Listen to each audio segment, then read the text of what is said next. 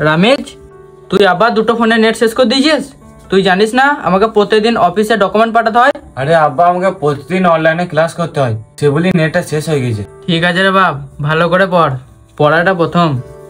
আব্বা, তুমি একটা কাজ করো, ঘরে একটা ওয়াইফাই বসি না, তাহলে তুমি যতই নেট ঘাটো নেট আর শেষ হবে না, কিন্তু ওটা একটু খরচা বেশি। এই নাও 500 টাকা। 500 টাকা? বাবুর পড়াশোনা তো দরকার। একটা কাজ করি, আমার আংটি করে বেঁচে দিবে।